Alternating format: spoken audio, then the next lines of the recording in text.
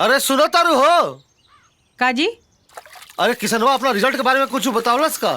ना हमरा के तो कुछ नहीं के बतौले। हो सकला ओकर रिजल्ट ना निकल होखे। वाह ओकर साथ दोस्त मिठाई बांटता रसन। कहाँ बा किसनवा? का रे तोहार रिजल्ट निकल गइल? हाँ निकाल गई। का भइल? का होई फेरू फेल हो गई नी। अब देखा तारू फेल हो गइल और फोफिया खाता। तो का कर यहाँ फेल हो गई तो खैला बिना मरी का पूछला तो बता देनी। हाँ को हमारे हमार लठिया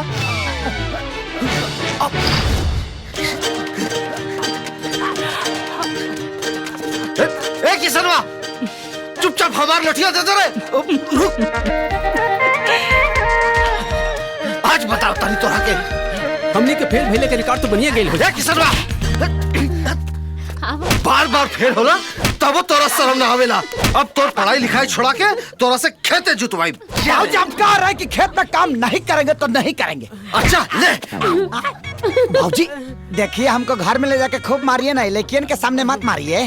अरे करिए के देखे के चक्कर में तब फेल हो जाने रे। हम कह रहे कि महिलाओं के सामने मत मारिए, हमारा भी प्रतिष्ठा है। अरे बाहर है तोर प्रतिष्ठा। तो कह रहे हैं ना। बाबूजी बाबूजी हम पास हो गए नहीं बाबूजी, पूरा कॉलेज में फर्स्ट आइल बानी बाबूजी। वाह देख ये फर्स्ट आइल बा आते फेल हो जा रहे। तो कहे नहीं फेल होंगे हम, हमारे ऊपर सब लड़की समाज का लोड है, इनके ऊपर कल्ची का लोड है। बारे बहुत तू मुख्यमंत्री के इलेक्शन लड़ता रहे ना रे। ए चुप ए ये तो नालायक बा बेटा, पर तू हमार नाच बाड़ा। अरे राम के माई अरे कहाँ बाड़ू?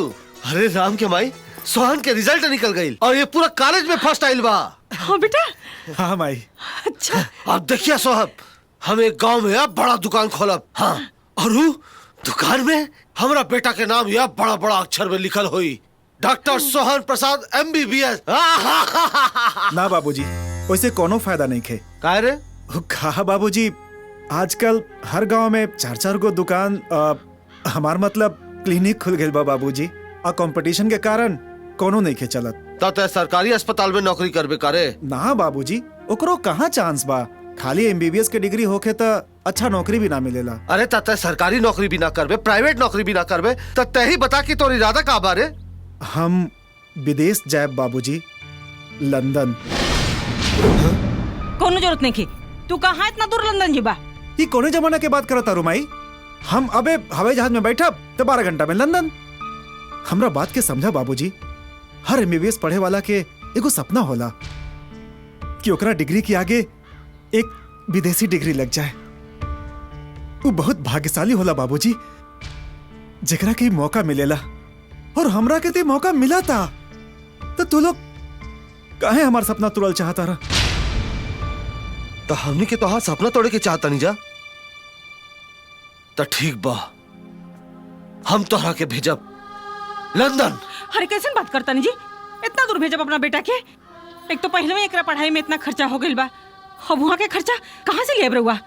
तू चिंता मत कर राम के भाई, पोस्ट ऑफिस में जितना पैसा बा हम सब निकाल ले।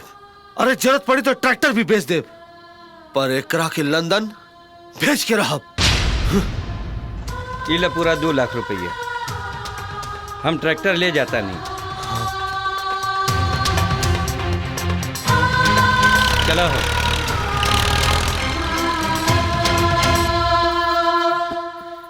हेला रोटी बेटा रास्ता में खा लिया। तू काहे रोता रुमाई? हमको तो हमेशा कहते थोड़े जाता नहीं, बस पढ़ाई पूरा करके वापस आ जाए। बेटा हम वहाँ का कैसन कैसन कहानी सुन ले बानी। देख बेटा वहाँ शराब के हाथ भी मत लगे है। हमरा ऊपर भरोसा नहीं है कमाई? तले हम तोर कसम खाता नहीं कि शराब के कभी हम हाथ भी ना लगाए। एगो और कसम को वहाँ कोनो मेम साहब से कुजात में बियाह ना करबे। हम कसम खाता नहीं माई कि कोनो कुजात में बियाह ना करब।